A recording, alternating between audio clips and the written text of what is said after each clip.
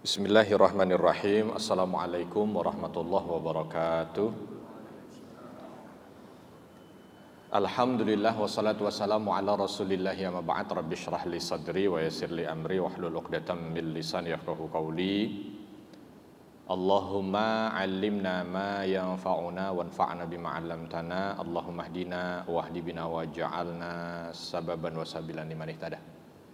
Segala puji hanya bagi Allah, salawat dan salam semoga senantiasa tercurah kepada junjungan kita Nabi besar Muhammad sallallahu alaihi wasallam. Alhamdulillah di tanggal 4 ya ini, 4 Muharram ya. Tanggal 4 Muharram 1446 Hijriah kita dikumpulkan di tempat yang baik ini. Mudah-mudahan ini adalah awal tahun yang baik untuk kita semua, dan mudah-mudahan di tahun 1446 Hijriah ini Allah berikan kemudahan, Allah berikan ridha, Allah berikan inayah, petunjuk, sehingga kita mampu untuk bisa mengisi tahun ini menjadi tahun yang lebih baik dibanding tahun yang telah lalu ya, karena orang yang sukses itu katanya yang hari ini lebih baik daripada hari kemarin. Kalau hari ini sama dengan hari kemarin itu rugi katanya. Ya. Nah kalau umpama hari ini lebih buruk dari hari kemarin, celaka. Jadi kalau sama itu rugi, kalau lebih buruk celaka. Maka tidak ada kata lain harus lebih baik. Ya. Sebab yang beruntung hanya satu pilihan saja di antara 3 pilihan. Yang hari ini lebih baik daripada hari kemarin. Dan insya Allah di waktu yang sangat singkat ini kita akan membahas tentang rezeki. Judulnya apa? Tidak usah ragu. Tidak perlu khawatir. Tidak perlu khawatir dengan rezeki. Tadi disebut materinya mudah, tapi prakteknya susah. Memang ini secara konseptual ini semua sudah paham, tetapi secara praktikalnya aja yang mungkin ya kadang-kadang up and down, ya, kadang naik, kadang turun. Di saat uang lagi banyak, memahami konsep rezeki itu jadi ringan. Ya. Tapi ketika uang lagi sedikit, memahami konsep rezeki jadi susah. Jadi kalau tadi pertanyaannya tidak usah apa tadi? Khawatir dengan rezeki itu paling gampang. Ya. Kalau semuanya serba ada, gitu ya. Duitnya lagi banyak, dia nggak ada kekhawatiran tuh, nggak ada. Ya. Jadi kalau duitnya lagi banyak, semuanya lagi terisi, itu nggak khawatir dengan rezeki. Ya. Terus kalau suruh ngomongin orang juga gampang. Tapi kalau umpama lagi tengah bulan ya, lagi tengah bulan duit lagi nggak ada, nah itu otomatis itu dengan rezeki jadi khawatir sendiri. Ngerasa nggak kira-kira begitu? Iya. Jadi kalau lagi nggak ada, lagi menipis, khawatir dengan rezeki. Tapi kalau lagi pas ada, nggak khawatir. Ya. Dan itu berulang-ulang gitu. Jadi berulangnya antara khawatir, nggak khawatir, khawatir, nggak khawatir. Ya. Mau ada pengurangan, khawatir. Mau ada penambahan, nggak khawatir. Ya, makanya kalau lagi di jalan tol ada ada spanduk besar, akan ada penyesuaian tarif. Nah itu biasanya khawatir apa nggak khawatir? Bahasanya halus ya, penyesuaian tarif. Penyesuaian artinya kenaikan. Ya, penyesuaian artinya kenaikan. Tapi kalau di sebuah perusahaan akan ada penyesuaian gaji, maknanya kenaikan atau penurunan? Sama-sama ini dengan bahasa yang sama. Jadi begitulah kita, kadang-kadang kita ini tadi ketika bicara rezeki secara konseptual itu saya kira tidak perlu dibicarakan ya. Semua dari kita itu paham. Cuma secara praktikal aja yang kadang-kadang kita ini berbeda. Berbedanya bukan karena ilmu, tetapi berbedanya yang mungkin karena kondisi dan keadaan. Kok bukan berbeda karena ilmu? Ya banyak orang yang paham tentang ilmu rezeki, tapi dia sendiri khawatir dengan rezeki banyak. Karena ini bukan hanya sekedar berbicara tentang masalah kafaah ilmu atau bukan hanya sekedar berbicara tentang punya atau tidaknya ilmu. Itu dia rezeki. Kalau ditanya orang itu kadang-kadang Ada yang umurnya 80 tahun masih khawatir dengan rezeki. Padahal kalau mau ditanya, ini orang sudah menjalani takdir kehidupan 80 tahun. Artinya kan dalam segala sudut pengalaman ya pasti dia sudah menjalani lah. Ya, pernah punya, pernah nggak punya, tapi masih khawatir. Ya. Bahkan orang yang kaya, yang disebut orang kaya, dia masih khawatir dengan rezeki. Iya kan? Apa orang kalau sudah kaya gitu dia tidak khawatir? Masih ada juga kekhawatiran. Oh, ini gimana? Ini gimana? Atau mungkin malah justru tingkat kekhawatirannya lebih tinggi mereka-mereka yang uangnya lebih banyak dibanding dengan orang-orang yang nggak punya. Nah, gitu. Karena orang yang nggak punya mungkin ya khawatirnya cuman ya sebatas kebutuhan dia. Tapi kalau umpama dia sudah memiliki yang lebih, mungkin khawatirnya bukan hanya sebatas kebutuhan yang ada pada dirinya. Maka satu mungkin pelajaran yang bisa kita dapatkan, kekhawatiran ini ternyata dimiliki oleh semua orang. Jadi kalau kita khawatir masalah rezeki, maksudnya begini, kalau kita bicara khawatir masalah rezeki, itu fitrah lah. Ya. Sebab Allah Subhanahu wa taala menyampaikan walanabluwannakum bisyai'im minal khaufi wal ju'i wa naqsim minal amwali wal anfusi was samarat. Pasti niscaya kalian akan aku uji. Ya. Di antara ujiannya itu khauf, takut. Takut itu masuk di dalamnya khawatir. Yang dikhawatirkan apa? Perkara masalah jiwa dan perkara masalah harta. Jadi kalau di antara kita itu ada yang khawatir masalah rezeki, tidak langsunglah kita membuat stigma bahwa kita ini orang tidak beriman. Enggak juga. Ya, ini kalau ada orang kan gampangnya begini. Ada orang datang ke seorang gitu kan. Duh gimana ya, saya ini masih khawatir ya. Karena kemungkinan kantor saya akan ada PHK. Yang ditanya karena nggak mau di PHK, dia langsung bilang, kamu ini dengan rezeki Allah masih khawatir. Gitu. Sebab yang ditanya nggak mau di PHK. Ya. Nggak boleh begitu. Kita itu kalau dengan Allah Subhanahu Wa Taala itu harus yakin rezeki itu. Nah, gitu. Jadi seolah orang yang khawatir disalahkan. Jadi satu, khawatir itu tidak mutlak menjadi salah. Jadi kalau seandainya ada perasaan khawatir, kira-kira gimana ini, kira-kira gimana, ini udah tanggal tua, kebutuhan kok ternyata lebih banyak apa segala macam. Itu sebenarnya khawatir yang sudah dari dulu, ya itu aja lah, aktif. Ada dalam pikiran kita dari masa ke masa. Mau yang baru diterima kerja, mau yang sudah lama kerja, mau yang baru memulai usaha, yang sudah tingkatnya itu dunia, semua akan memiliki kekhawatiran itu. Sebab dari kekhawatiran itu yang akan membuat manusia ini bertahan. Karena kalau dia tidak khawatir, maka dia tidak akan bertahan. Bayangkan kalau semua orang itu pasrah aja. Santailah. Namanya rezeki sudah diatur. Gitu. Kalau rezeki sudah diatur, ya sudah. Mau ngapain kita, ya itu aja dapatnya. Ini juga seolah di sebahagian orang langsung ditelan mentah-mentah benar. Padahal ya enggak gitu. Ya kalau orang nanti modelnya seperti Jabariyah begitu, yang pokoknya rezeki sudah diatur, nggak perlu risau, nggak perlu ragu. Kalaupun kita kerja belum rezekinya nggak dapat, gitu kan? Kalau kita ini mau kerja, kalau belum rezekinya nggak dapat.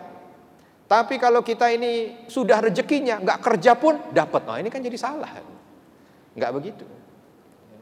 Jadi memang konsep rezeki ini ada yang universal, ada yang konvensional, ada yang parsial. Ya.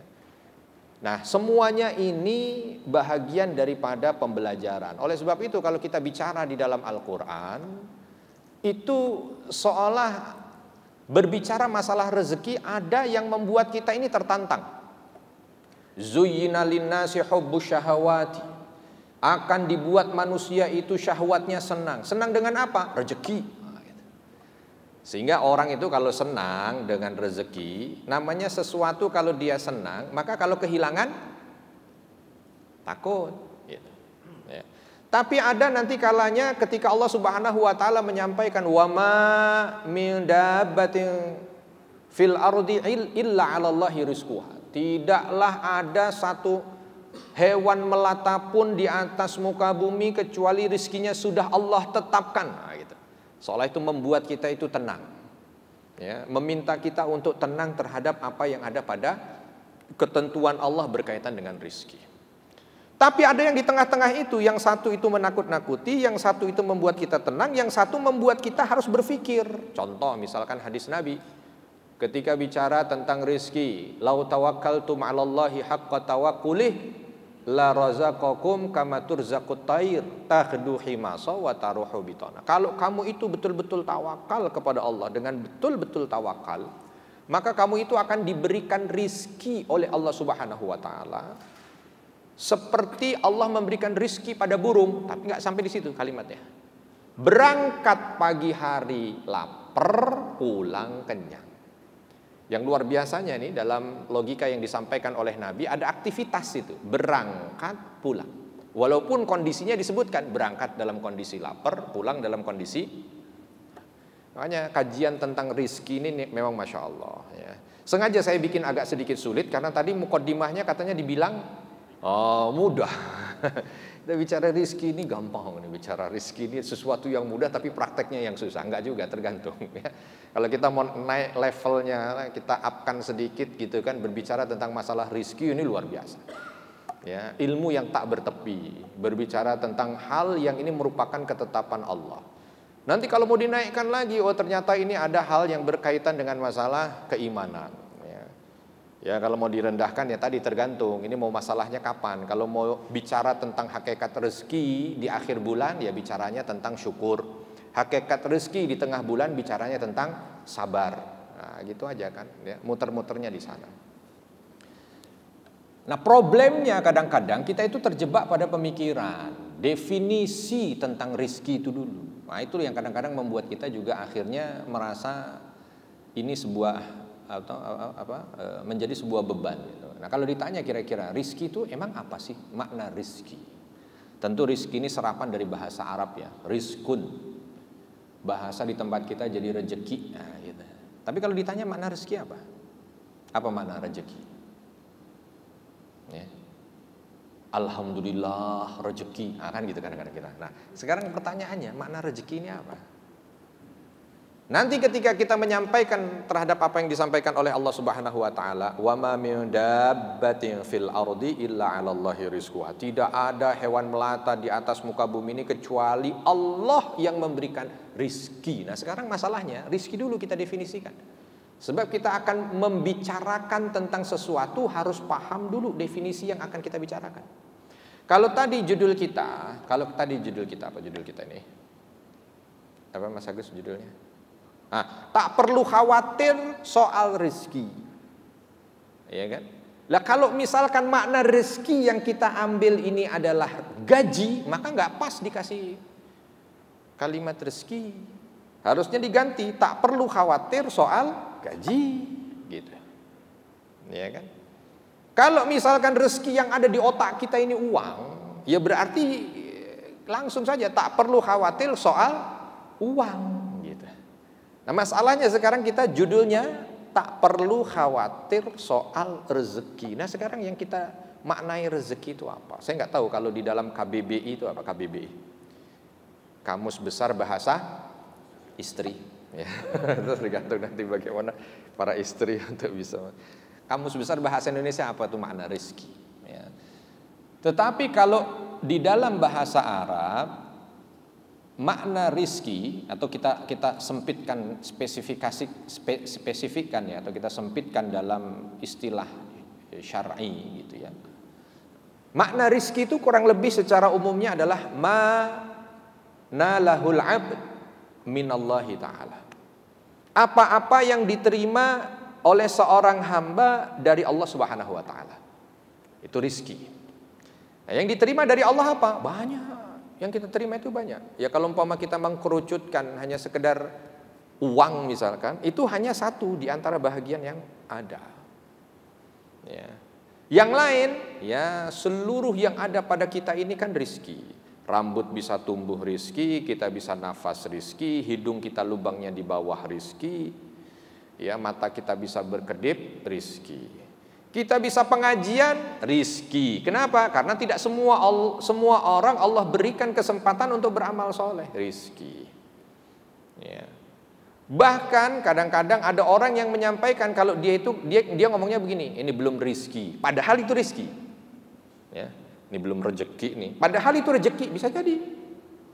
Ya. Contoh misalkan ada orang mau korupsi, nggak berhasil, terus dia bilang, duh belum rezeki kali, gitu misalkan ya, belum rezeki dia bilang. Memang secara nominal dia tidak dapat. Kenapa? Karena dia mau korupsi nggak bisa. Dia bilang belum rezeki, dah sabar aja, gitu. Jadi dia nggak bisa korupsi, dia bilang belum rezeki. Begitu yang berhasil korupsi ketangkep, terus dia bilang apa? Apa dia bilang? Yang nggak berhasil korupsi tadi kira-kira bilang apa? Ya, misalkan dia bilang begini, dia upaya mau korupsi nggak berhasil, ada 5 orang upaya korupsi nggak berhasil, ada 5 orang mau korupsi, 3 berhasil, 2 nggak berhasil, yang 2 bilang belum rezeki, sabar aja. Terus yang 3 ini ketangkap. Kira-kira yang 2 bilang apa? Tuh alhamdulillah rezeki kita. Gitu kan.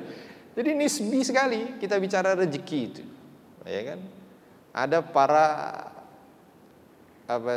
penghasil tape dari Sukabumi mau berangkat, tiba-tiba terlambat sampai di tempat meeting pointnya untuk membawa mereka ke kota, tapenya udah dibawa. Waduh terlambat, nggak bisa berangkat, ya udah balik lagi. Yang terlambat bilang belum rezeki katanya. Tiba-tiba begitu sampai rumah dapat informasi di balai desa bahwa angkot yang bawa mereka itu ternyata masuk jurang, meninggal semua. Nah, kira-kira ya. Yang nggak ikut berangkat itu bilang apa? Alhamdulillah rezeki. Begitu. Kadang-kadang itu kita berbicara masalah rezeki juga satu dengan yang lain ini definisinya ini nggak sama. Kadang-kadang satu saat kita bilang itu tidak rezeki, tapi yang tidak rezeki itu menjadi rezeki.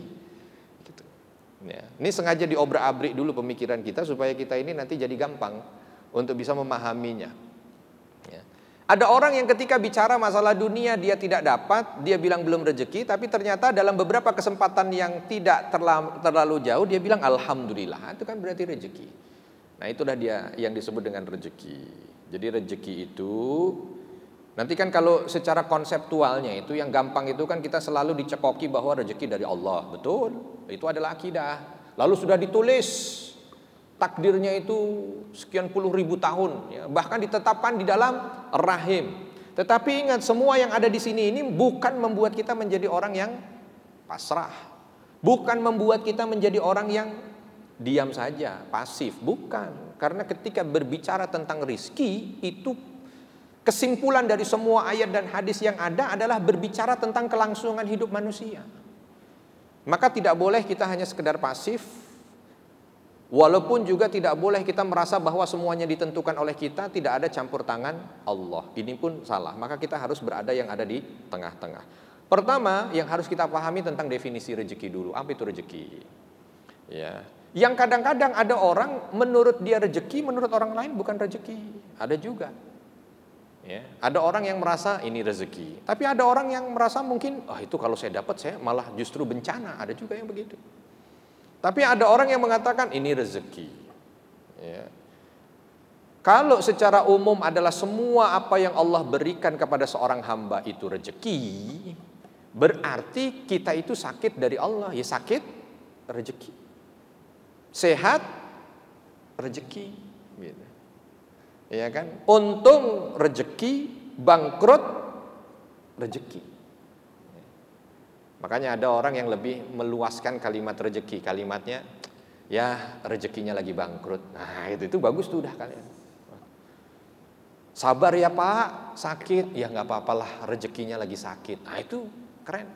Kenapa? Dia udah meluaskan makna rezeki. Rezeki bukan hanya sekedar yang membahagiakan secara syahwat dunia, tapi rezeki adalah sesuatu yang semua datang dari Allah Subhanahu wa taala. Kita bisa ke sini rezeki. Ya, ada kotak infak lewat di depan kita, kita masukin, itu rezeki. Gitu, ya. Karena kadang-kadang kan ada orang yang merasa bahwa rezeki itu yang masuk bukan yang keluar. Gitu kan kalau ada kotak infak begitu.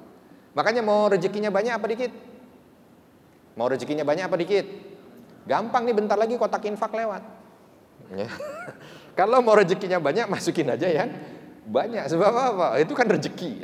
Gitu loh. Kadang-kadang ada orang yang memaknai rezeki itu hanya sekedar apa?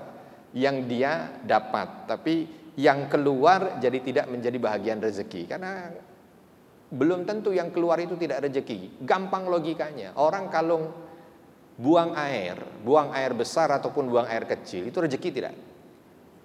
Rezeki, padahal itu membuang. Tapi ada aktivitas membuang itu yang rezeki. Kalau dia itu nggak bisa buang air, itu bahaya buat dia. Nafasnya ada yang dibuang, karbon dioksida, itu juga bahagian daripada rezeki. Jadi konsep rezeki ini memang bahasan yang dia itu luas, ya. Dan konsep rezeki ini kalau dilihat dari segi kesimpulan, dia sesuatu yang Allah ciptakan untuk membuat manusia ini bertahan hidup. Kalau tidak ada rezeki, maka manusia ini mungkin tidak ada semangat untuk mempertahankan keeksistensiannya sebagai makhluk. Nah, sekarang kalau kita mau mengerucut, bahasa gampangnya begini. Kita itu lagi khawatir, lagi sedih dengan dunia lah gitu. Jadi kita bicaranya lebih spesifiknya. Bukan takut dengan, atau bukan, judulnya lupa terus. Bukan khawatir soal rezeki.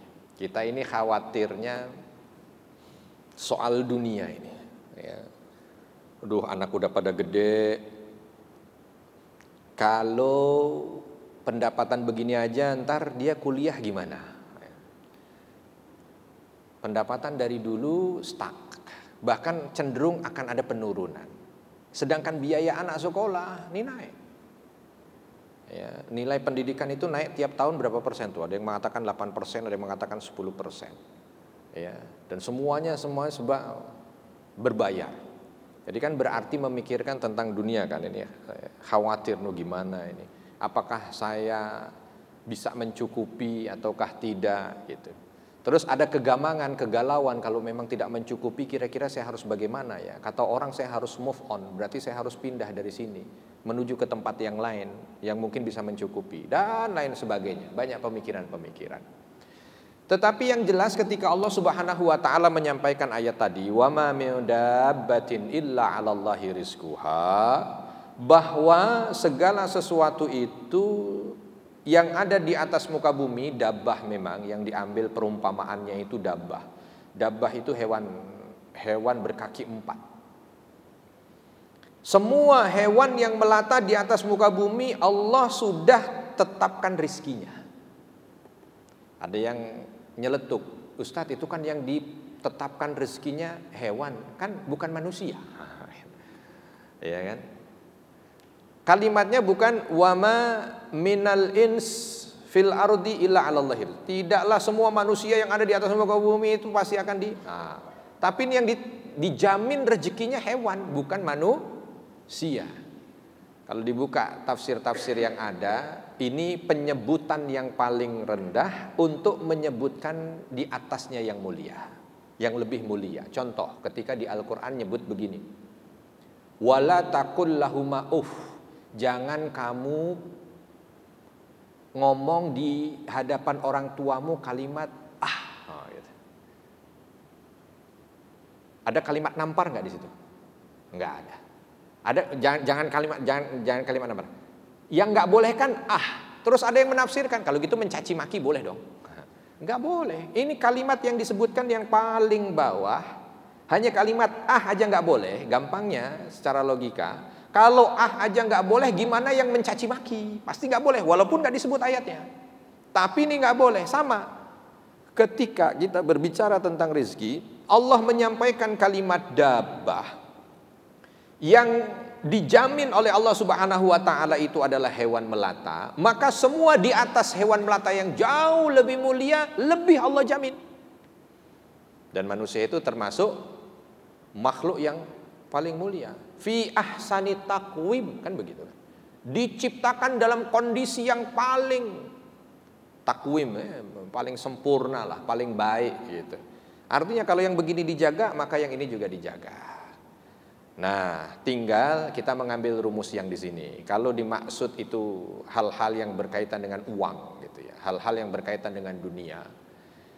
Makna jangan sedih, jangan khawatir. Yang pertama, bagaimana Allah Subhanahu wa taala menjamin. Ya.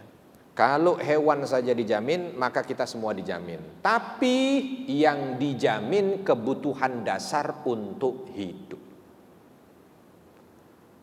Apa? Yang dijamin kebutuhan dasar untuk hidup. Kalau keinginan orang untuk membeli kendaraan tercanggih dengan harga termahal, nah itu tidak masuk bahagian daripada jaminan. Masuk ke poin berikutnya, kadang-kadang yang membuat susah kita kalau bicara tentang masalah uang, tentang masalah dunia, dihaluskan dengan kalimat tentang masalah rezeki, itu bukan kebutuhan, tapi pikiran, syahwat. Ya. Jadi kalau kita itu ingin membuat kita tidak khawatir, tidak sedih dengan uang, dengan dunia, dengan rezeki, yang perlu diperbaiki bukan pendapatan saja. Yang perlu diperbaiki otak. Yang perlu diperbaiki pikiran. Yang perlu diperbaiki mindset. Ya, cara memperbaikinya, karena kita ini manusia yang dibekali wahyu, maka memperbaikinya dengan wahyu. Memperbaikinya dengan apa yang disampaikan oleh Allah dan Rasulnya. Banyak orang saat ini kurang itu bukan karena kurang, bukan, tapi karena pikirannya kurang. Syahwatnya merasa kurang. Kenapa? Karena tidak mungkin makhluk itu kurang, itu tidak mungkin, sebab sudah dijamin oleh Allah. Makhluk itu tidak akan mungkin kurang sebab sudah dijamin oleh Allah. Tetapi terkadang yang membuat kita ini menjadi kurang bukan tidak benarnya jaminan itu, tetapi syahwat kita, pikiran kita. Ada orang bilang, aduh saya nggak cukup nih, berarti saya harus naikkan lagi pendapatan. Bukan salah saya sampaikan begitu. Orang ingin menaikkan pendapatan dunianya itu nggak salah. Tapi kalau dia mengatakan kalau pendapatan saya sudah lebih maka saya tidak akan pernah khawatir, itu salah. Maka tadi saya bilang di awal, tidak ada orang itu yang tidak khawatir dengan rezeki walaupun dia orang paling kaya sedunia. Udah nggak usah paling kaya sedunia. Yang paling kaya seruangan ini saat ini siapa? Angkat tangan. Di ruangan ini aja. Biar langsung enak gitu. Siapa yang paling kaya di sini? Apa saya aja yang tanda angkat tangan ya? Siapa yang paling kaya? Misal contoh, kita tanya terus dia, apa khawatir atau tidak khawatir? Tetap ada khawatir. Makanya tidak berbanding lurus orang yang mendapatkan pendapatan tinggi lalu tidak ada kekhawatiran, itu bukan rumus. Bukan rumus orang yang dunianya banyak terus khawatirnya rendah, itu bukan rumus. Ya. Saya ceritakan ini mungkin di antara kita di ruangan ini kan belum ada yang jadi orang 10 besar terkaya gitu di Indonesia. Kalau ada di antara kita yang 10 besar terkaya, boleh kita tanya, kira-kira dulu pernah masuk kan di majalah apa biasanya yang ngabarin 10 besar? Forbes. Anda kan pernah dinobatkan menjadi orang terkaya di Indonesia nomor 10 walaupun hanya dalam 2 detik. Karena di detik ketiga diganti deh. Kita tanya, apa nggak mungkin, pasti khawatir. Ya. Maka kekhawatirannya dengan rezeki itulah akhirnya menimbulkan dia melakukan hal-hal yang lain-lain gitu kan. Nah, intinya tidak berbanding lurus antara kekhawatiran dan jadi kalau ada isu, waduh bagaimana nih saya mau pensiun, saya jadi khawatir. Khawatir bukan konsumsi orang yang mau pensiun saja. Ya. Nih saya mau ada PHK, khawatir bukan konsumsi orang yang mau di PHK saja. Ini saya mau ada penyesuaian gaji, penurunan gaji, khawatir bukan konsumsi orang yang diturunkan atau disesuaikan gajinya saja. Ini akan menjadi konsumsi manusia sepanjang hidupnya, selama dia tidak mampu untuk bisa merubah mindsetnya, selama dia tidak mampu untuk bisa merubah cara berpikirnya. Apalagi di zaman kita ini yang luar biasa. Kalau zaman dulu mungkin kita bicara 100 tahun yang lalu, ya problemnya beda lah. Walaupun di masa itu juga tetap ada kekhawatiran tentang rezeki. Karena kalau tidak ada kekhawatiran tentang rezeki, Al-Quran tidak akan mungkin bicara. Cuma di masa kita ini luar biasa. Ya. Bahkan mungkin di awal bulan saat dia baru terima gaji, langsung merasa rezekinya tidak cukup, bisa juga. Ya. Sebab apa? Sebab ini tadi nih, media sosial. Langsung lihat, waduh, gitu kan. Waduh, itu tadi. Apa yang teracuni? Yang teracuni bukan pendapatan, yang teracuni bukan jaminan Allah, yang teracuni pikirannya. Waduh, dia udah beli motor baru ya. Wah, gitu. Kok motor saya masih belum? Aduh, dia udah bangun rumah ya. Aduh, itu gitu. Iya kan? Sehingga yang rusak bukan jaminan Allah ketika Allah sudah mengatakan wa ma min dabatin fil ardi illa 'alallahi rizquha. Tidak ada makhluk di atas muka bumi ini kecuali yang sudah Allah jamin rizkinya. Semua sudah dijamin. Cuman memang yang disampaikan oleh Allah kan rizquha, yang dijamin rizki. Tapi otak kita ini nggak dijamin. Pikiran kita nggak dijamin. Ya. Yang dijamin oleh Allah rizki. Kalau rizki dijamin, cuman kalau otakmu berkhayal dan berkeinginan untuk bisa mendapatkan sesuatu sehingga ketika kamu berpikiran tidak bisa mendapatkan, kamu sedih, itu tidak dijamin. Ya. Kalau kita mau spesifikkan halnya urusannya dengan dunia gitu. Maka kadang-kadang kita dicelakakan itu bukan dengan apa, dicelakakan dengan itu sendiri. Maka akhirnya keluarlah teori pasrahkan kepada Allah. Nggak akan bisa. Pasrah kepada Allah ini akan membuat khawatir kita hilang, nggak akan bisa. Kalau apa? Kalau pikiran kita masih belum diperbaiki. Misalkan kita masih punya syahwat tinggi, terus langsung kita pasrahkan. Ini mengumpulkan antara racun dengan obat. Ya. Coba bayangkan ada orang kena penyakit darah tinggi, dokter kan langsung gampang aja, kamu darah tinggi, kasih minum obat. Apa obatnya? Darah tinggi ada? Apa obat? Hah?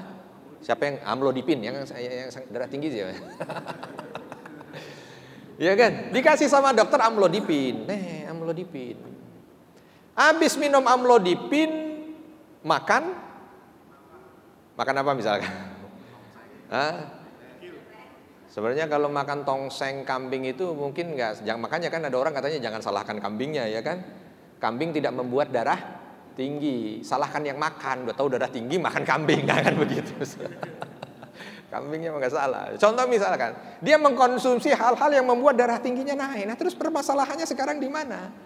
Apakah obat ini yang katanya terbukti secara saintifik bisa menurunkan darah tidak berfungsi? Sebab ini dikasih ke orang, dia ternyata juga tidak turun darahnya. Ternyata begitu dilihat bukan masalah tidak berfungsinya ini obat, tetapi yang menjadi masalah adalah karena dia tetap memasukkan racun di dalam tubuhnya yang membuat darahnya tetap naik. Itu masalahnya kan. Berarti kalau mau dilihat masalahnya di mana? Masalahnya bukan untuk obatnya dulu, masalahnya perbaiki dulu gaya hidupnya. Jangan mengkonsumsi sesuatu yang meningkatkan atau menaikkan tensi darah. Baru setelah itu kalau dikasih obat, makanya tadi keluar kalimat, kalau kita bicara masalah rezeki itu kayaknya itu sesuatu yang mudah, tapi prakteknya susah. Prakteknya susah, iya betul, sebab karena kita mengumpulkan antara obat dengan racun. Obatnya kita punya sabar, obatnya kita punya tawakal, obatnya kita punya pasrah, tapi bersamaan itu diracuni juga. Dengan apa? Dengan syahwat, keinginan, ya. Terus apa lagi misalkan, ya, gengsi. Banyak orang sekarang ini masalahnya bukan dia nggak bisa makan, tapi nggak bisa memenuhi gengsi. Makanya orang-orang kan kadang-kadang kalau mau makan bukan baca doa sekarang, tapi sebelum makan foto. Sabar jangan dimakan dulu, jangan. Udah kirain doa kita udah husnuzon. Wah ini mungkin sebelum makan doa. Tiba-tiba beli foto, ceklek, wah, ya sudah begitu yang foto kelihatan Islamnya lagi, ya. Mungkin yang laki jenggotan, yang perempuan jilbaban, di sebelah yang kelihatan non Islamnya sebelum makan berdoa. Kan malaikat bingung, ini bagaimana nyatetnya? Ya, dia lama berdoanya minta keberkatan, terus dia makan yang Islam selfie. Iya sini punya obatnya, tapi juga bersamaan dengan itu makan racunnya. Begitu loh masalahnya. Jadi yang perlu diperbaiki kalau kita tidak mau khawatir, tidak mau sedih dengan perkara yang urusannya dunia, uang. Ya bahasa halusnya tidak mau khawatir dengan rezeki. Yang perlu untuk diperbaiki pertama kali adalah tadi, bagaimana cara berpikir kita. Kalau cara berpikir kita tentang dunia, mengikut dengan apa yang disampaikan oleh Nabi, dunia ini hanya sesuatu yang diumpamakan seperti musafir. Ya sudah, kalau namanya musafir itu di saat melakukan perjalanan ya secukupnya saja. Makanya kan rezeki yang paling bagus itu adalah yang berkecukupan. Nah gitu, bukan berlebihan. Mau bangun rumah cukup, ya. Mau umroh cukup, ya. Mau masukin anak sekolah cukup, gitu. Cuman yang masalah nih kalau tadi, enggak saya mah enggak mau, pokoknya anak saya sekolahnya harus di sono. Nah ini masalahnya gitu. Kenapa di sono? Gengsi, malu saya kalau di sekolahan di sini. Kan ini racun juga. Kenapa harus mengatakan kalau di sana lebih bagus, yang di sini lebih buruk? Ya. Itu kan yang dibikin. Padahal kadang-kadang ada juga yang di sini lebih buruk, yang di sana katanya pinter-pinter. Begitu nanti ke depannya ini yang lebih manfaat dibanding dengan yang ono. Ada juga begitu. Makanya saya punya pesantren, kalau ada santri pinter, santri bodoh, saya emang nggak beda-bedakan di antara mereka. Karena kadang-kadang santri pinter, begitu pinter orientasinya kalau punya ilmu yang bagus nanti akan digaji. Yang bodoh orientasinya nggak akan ada yang gaji, sebab dia bodoh. Akhirnya mau nggak mau karena dia yakin tidak ada yang gaji, dia usaha sendiri. Ketika usahanya besar, dia harus gaji orang karena harus dibantu. Begitu yang digaji temennya yang pinter. Nah begitu loh susah. Ya, walaupun saya tidak mengajarkan untuk bodoh, bukan. Cuman kadang-kadang dalam perjalanan hidup itu kan begitu. Kita terjebak pada sebuah stigma. Sekolah di sana bagus, sekolah di sini enggak. Ini akhirnya ibu bapaknya mati-matian gimana caranya supaya sekolahnya di sana. Padahal itu model ya di antara yang ada. Dan lain sebagainya lah. Oh, di sana ya pikiran-pikiran seperti itu. Maka ya balikkan, kita ini hidup di dunia ini hanya sekedar, Nabi mengatakan seperti musafir, ya udahlah musafir aja secukupnya. Makna secukupnya ini ya disesuaikan dengan kapasitas masing-masing. Saya tidak mengatakan orang yang memiliki kekayaan bertriliun-triliun dia juga harus hidupnya itu zuhud, naik angkot. Salah, bukan begitu penerapannya. Sesuai, semua itu disesuaikan dengan kapasitas kemampuan. Jangan loncat strata, itu aja yang penting. Kalau memang kapasitasnya di sini ya sudah di situ, jalani, nikmati, nggak usah lihat yang lain. Ini masalahnya sebenarnya sudah cukup dia. Cuman karena lihat kanan dan kiri, semua yang ada pada dia jadi kurang. Dia punya rumah dengan tingkat 2 udah cukup, itu pun kadang-kadang berantem. Kenapa? Masalahnya nggak bisa bersihin, soalnya udah terlalu gede. Ngelihat tetangganya bangun rumah 5 tingkat, pengen. Padahal yang 2 tingkat aja kadang-kadang sudah menjadi beban buat dia. Mau yang bukan karena kebutuhan, tapi karena gengsi. Ini masalah. Ya. Ini berikutnya kita juga harus melihat seperti apa yang disampaikan oleh Nabi. Saya sampaikan ini nggak bisa semuanya karena terlalu singkat waktu kita. Tapi minimal ya membuka sedikitlah celah bagaimana cara pandang kita terhadap rezeki. Nabi SAW menyampaikan bahwa semua itu akan dihisab. Ya, kalau bicara tentang rezeki semua akan dihisab. Maka orang yang dia itu faham bahwa itu akan dihisab, dia akan jaga-jaga. Jangan kalah sama orang yang lagi mau pergi naik pesawat, ya. Dia pergi ke satu tempat, gitu kan? Itu walaupun ada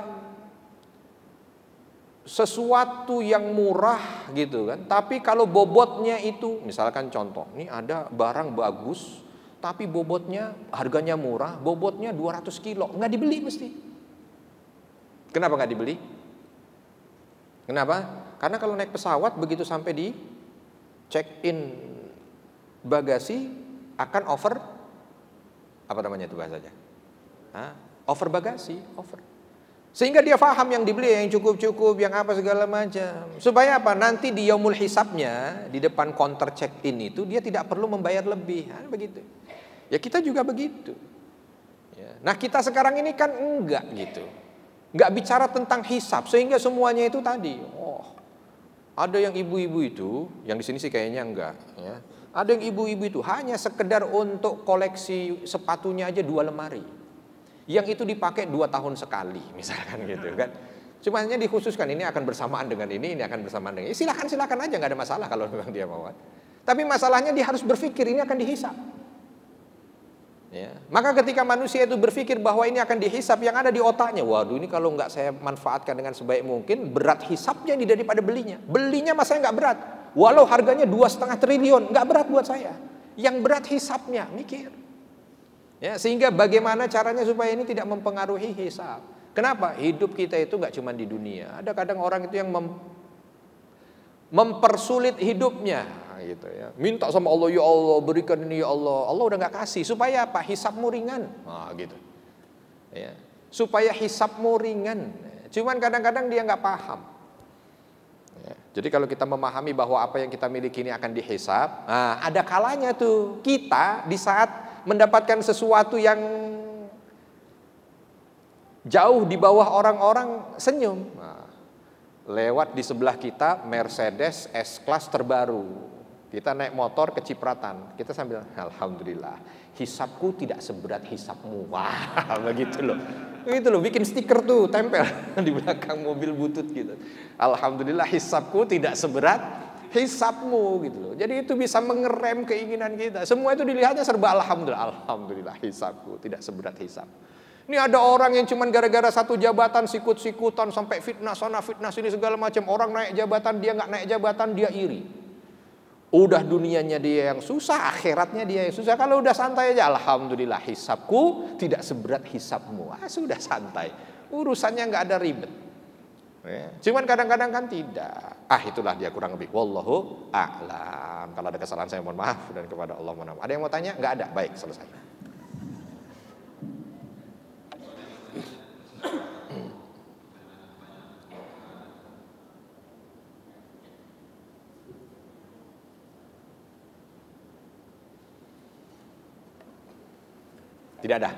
Tidak ada baik ya. Jadi kalimat terakhir yang kita pegang apa?